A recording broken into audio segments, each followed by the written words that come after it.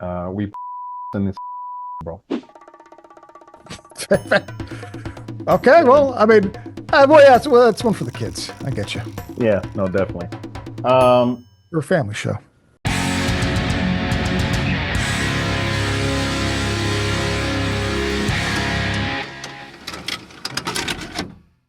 Hello out there in television land. All right, here's the deal. Hello, everybody. Welcome to another episode of Lance, that bald mofo over there, and Arrow, the other bald mofo with a hat, at the movies. Lancey boy, how you doing? I'm doing pretty well, my friend. How have you been? How is your nice winter going? The holiday season. Well, I'm in California, so it's raining, pissing rain, but still the holidays. I'm feeling the fucking the spirit, if you will. Yeah, Enjoying time with family. Yeah, I am. I love Christmas, man. All right. Oh, that you seem like the guy that'd be the anti-Christmas guy. I apologize. No, man, I love Christmas, man.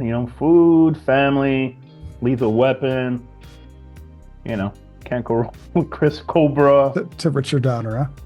Yeah, Mr. Donner. Thank you. I take that off. So yeah, man. What about yourself?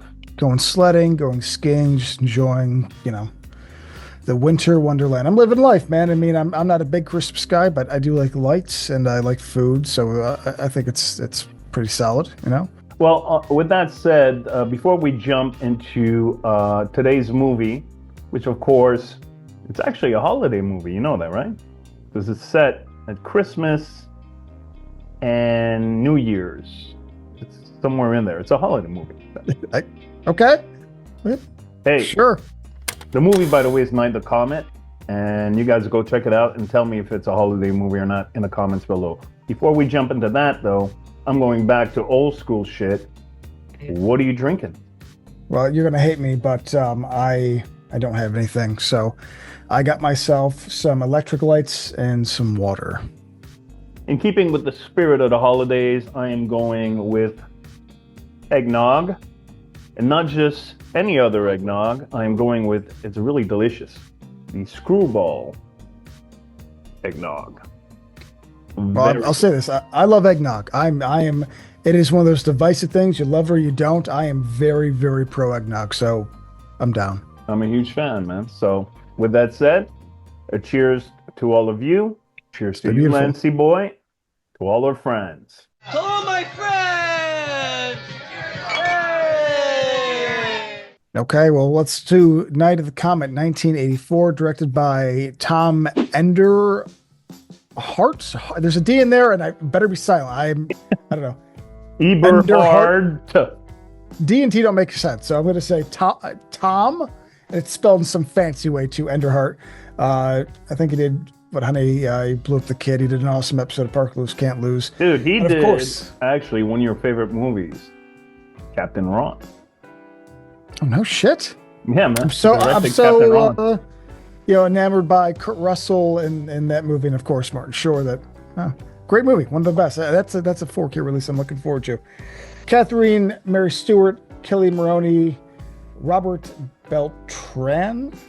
Yeah, and honestly, I'd probably say Kelly Maroney's second biggest movie, if I'm guessing. And of course, Chopping Mall. Yeah, Chopping Mall, I was thinking it's the first. Yeah. And Catherine Mary Stewart. Last Starfighter.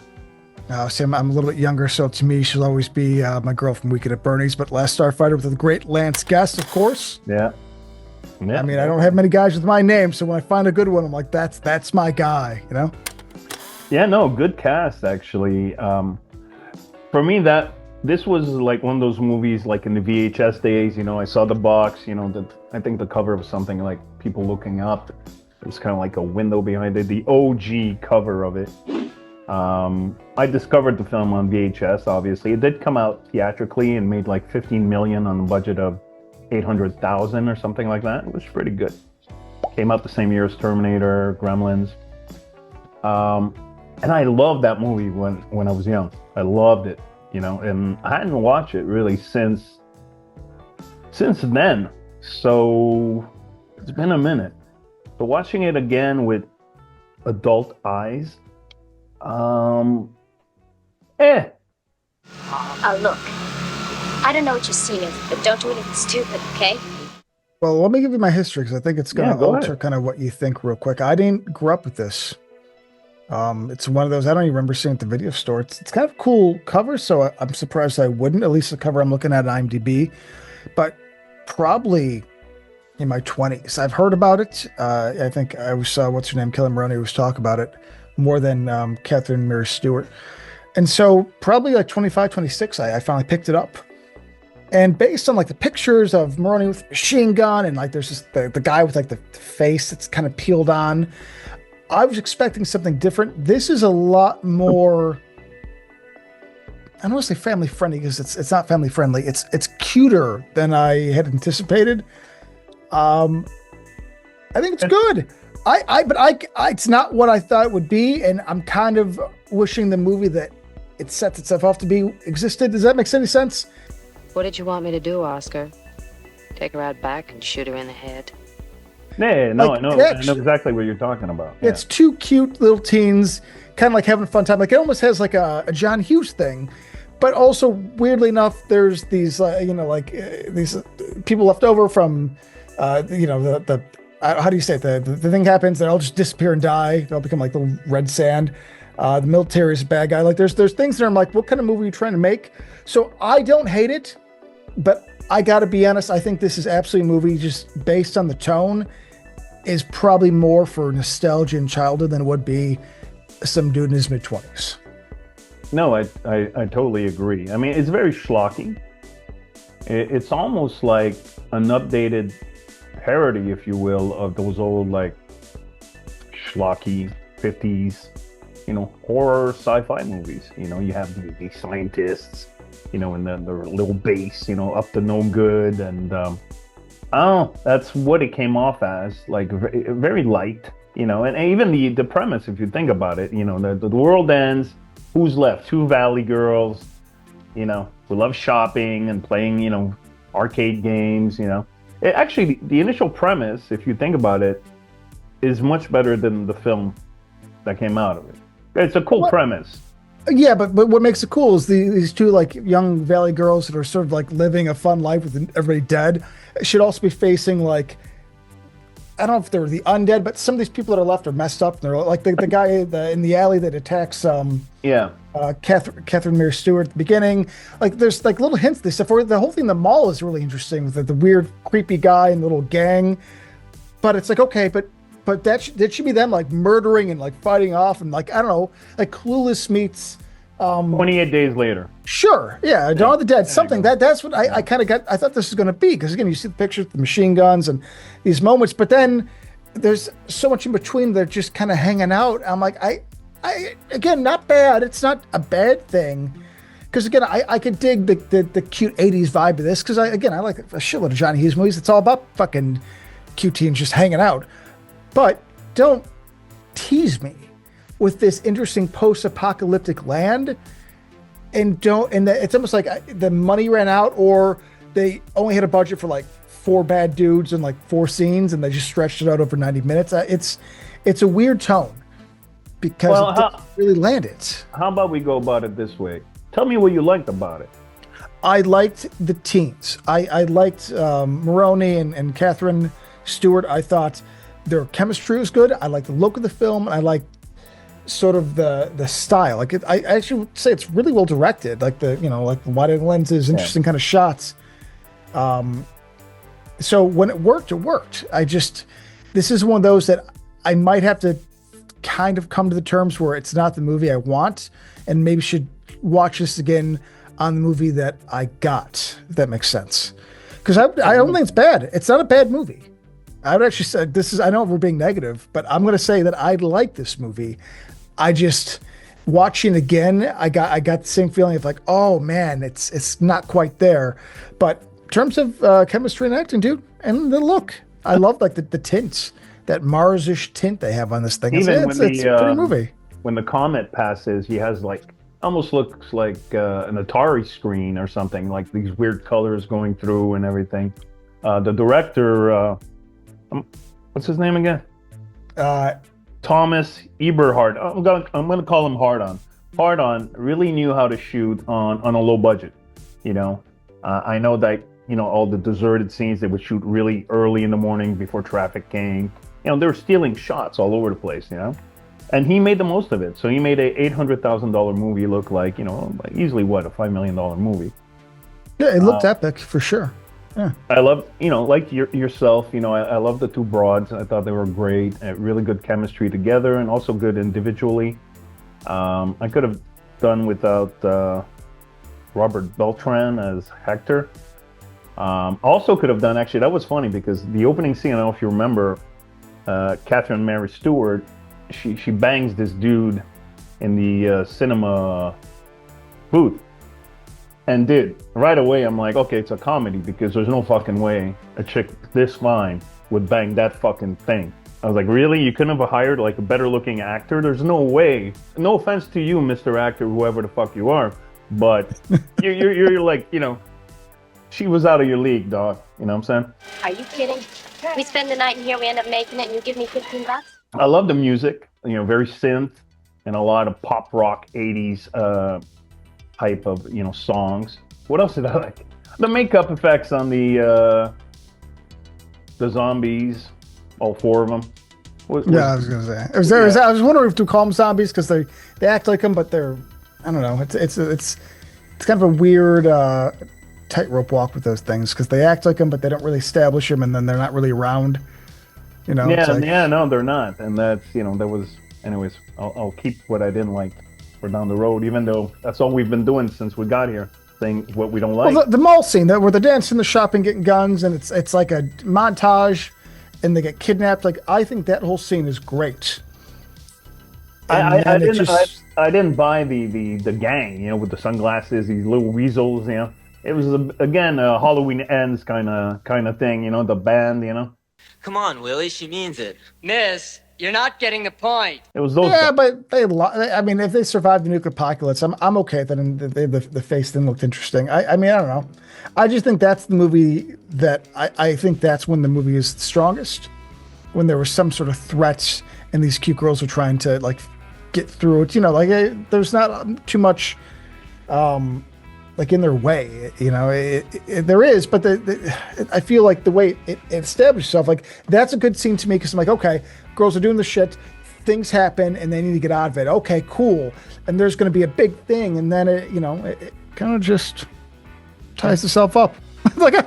Yeah. Like, oh, okay. Actually, I have a random question, and you guys and dolls, if you know the answer, you could answer it. At a certain point, Maroney says something along the lines, her gun jams, which to me looks like an Uzi. But then she says something along the lines, "Oh, Dad should have gotten us Uzis," or something like that. See, this is the problem with these things. Daddy would have gotten us Uzis. You remember that bit? Yeah, because it's the gun that looks like this with the long stock, correct? Yeah, which looks like a fucking Uzi to me, but.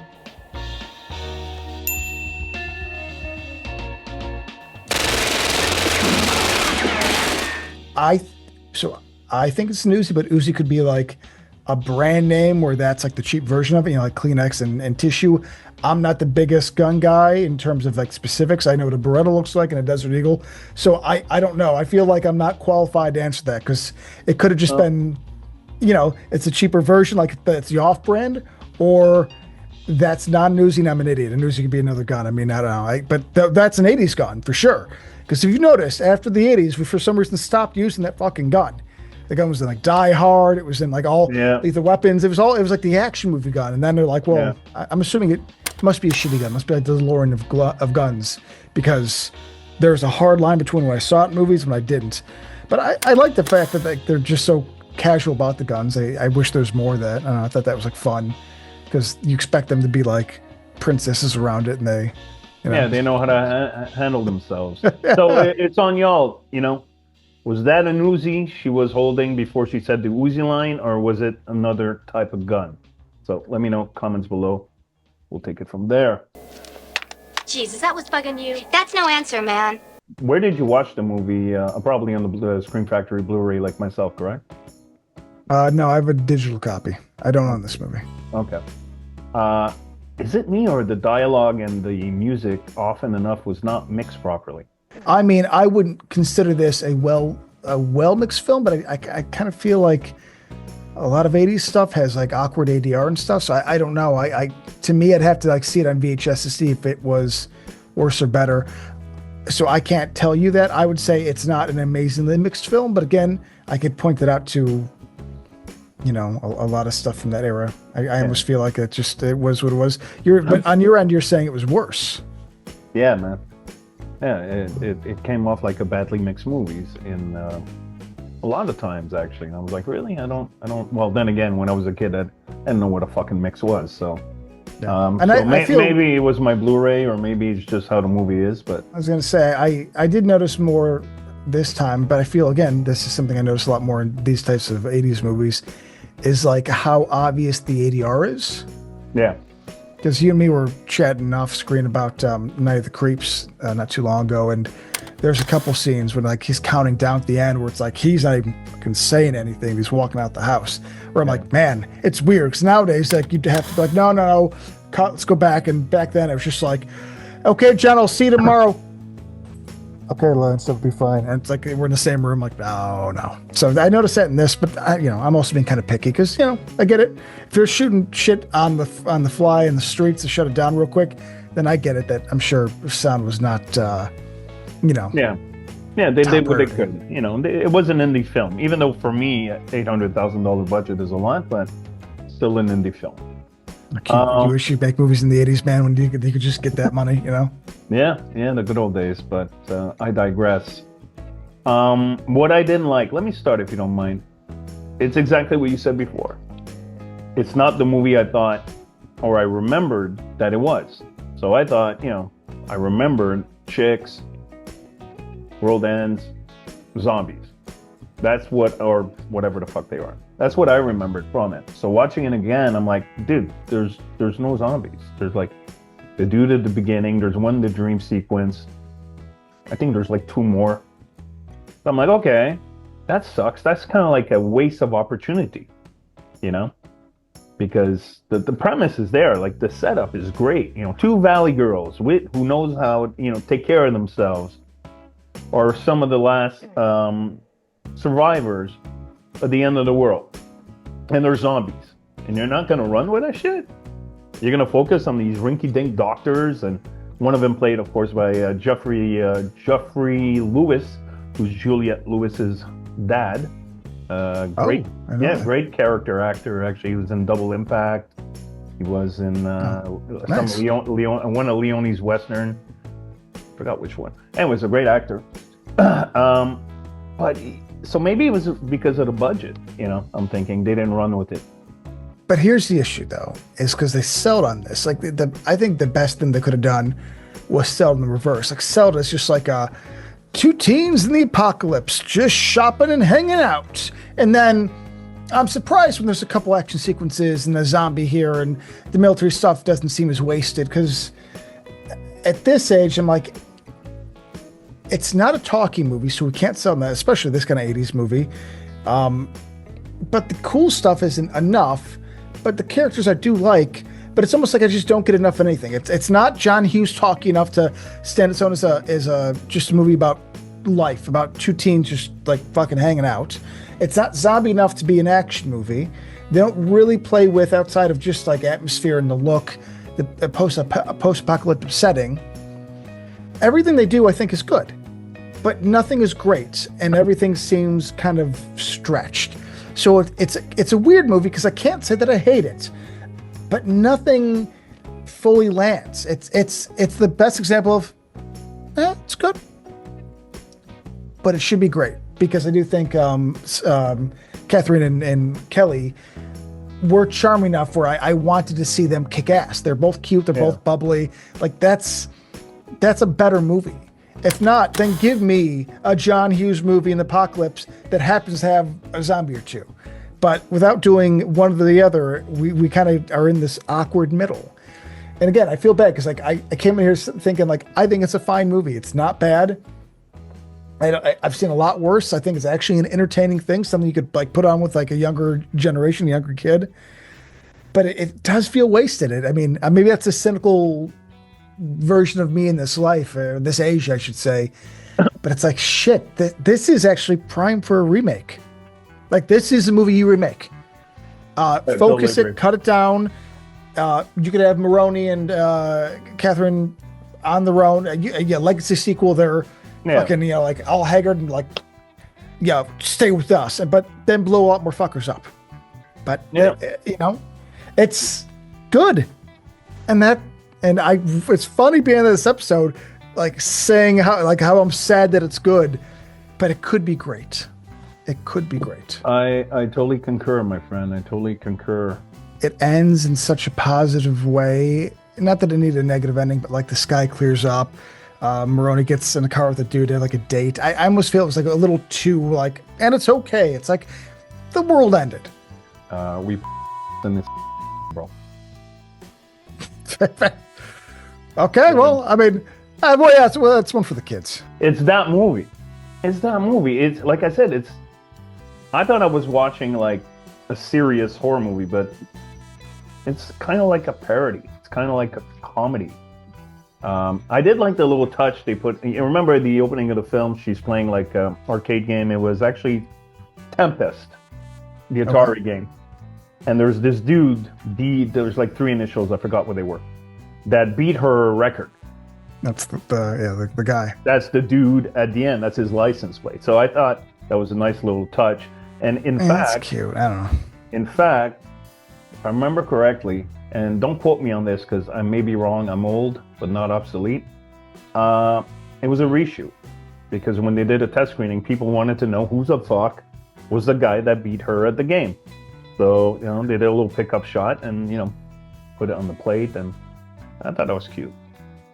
I don't necessarily mind that aspect because I do like anything that calls back. It's the old-fashioned, setup and payoff, even if the payoff is small and the setup is small. I think it's smart. I don't know. I needed something a little more. That doesn't sound like Army of Darkness. Like these two girls should have, like, the guy should have got in the car. Sky should have still been red. They should have the shotguns and the Uzis. But like I wanted them to go off on a more adventure. It just seemed like that everything was solved. I'm like, I don't know. Again, just a great and an ending that explains everything that I have issues with, which is that's cute. Like, I didn't need it, even if it wasn't serious. Like, there's like, you could have gone that middle route of been like fun and actiony and winky, but still had some fun action. It just was very like tame. I'm like, dude, there's hardly any gore in the movie, man. There's no gore in the movie. What's that supposed to mean? So I don't know if that's the intention of the filmmakers, because the director, Hardon, also wrote the film. Was that the intention to make this kind of movie, or did he make this kind of movie because of budget limitations? No gore, so, because you don't have time to do prosthetics or anything. 4 zombies, don't have, the time to have 20 of them. But I feel then don't do the movie, though. You know what I'm saying? That's easy for you to say, man. At some point, you want to make a movie, you make the movie, and as you make it, if you don't have much money, you compromise and you get her in the bag, and that's the movie that was supposed to be born. It's just, unfortunately for me and for you, obviously. It just doesn't quite. It's a movie that just doesn't land, 100%. There's great elements and there's a lot of promise, but the promises are not fulfilled. Outside that douchebag at the beginning being very ugly. So that was fulfilling. You tell him I'm on my way over and I'm very, very, very, very pissed. The movie came out, it did okay at the box office. Then it did find its life on VHS, and since has become quite the cult classic. I mean, to the point Scream Factory put it out. The actresses, do the convention circuit on a regular basis. So it's a loved film at this point in time. But personally, outside of the, the 2 leads being great, I don't get it. And I'll most likely never watch this movie again, which really breaks my heart to say, because I loved this movie, growing up. I loved it. But watching it today, it just didn't fucking hit. I'm not against people having love for this. I should say I'm not so cynical. It's one of those, I'm happy for you. I wish I could join you, but it looks like I gotta stay back. Yeah, no, I sadly agree. One of the last things, I was just looking at my notes and I totally forgot about it, and I gotta say it. Did you guys and dolls catch the LL Cool J? Well, it's not a cameo because he was not known yet. I think he was like 16 years old. In the opening, when everybody's like, "Hey, then we're gonna see the comet," the camera pans. It's a young LL Cool J before he got signed on to like his first record label. Before he became famous, so he was basically an extra. It's not important. I thought that was hilarious. So, with that said, all of you, Night the Comet. Unfortunately, Lance and I are pretty much on the same boat. So, what do you think about it? Now, don't tell us what you thought about it based on your memory of it 30 years ago, 20 years ago, or whatnot. Because, do it if you saw it recently like I did. Because if I didn't see the movie yesterday and you asked me, John, what do you think of Night of Comet? Fucking love it. I love it. Love that movie. But now, sadly, the illusion is gone. It's average at best. So, yeah, it's good. Sad. It's good. It's good. Sad. I'm going to go drink more screwball. So let us know what you think in the comments below. I hope you're all enjoying your holidays. And Lancy boy, until next time, my friend. All right, my friend. I'll see you soon, and hopefully we get a winner, huh? One episode, we're gonna have a winner. We're like, hey, this is great. Yeah, or one that you hate, and one that I love, or vice versa. And by the way, next time, don't show up for fucking water.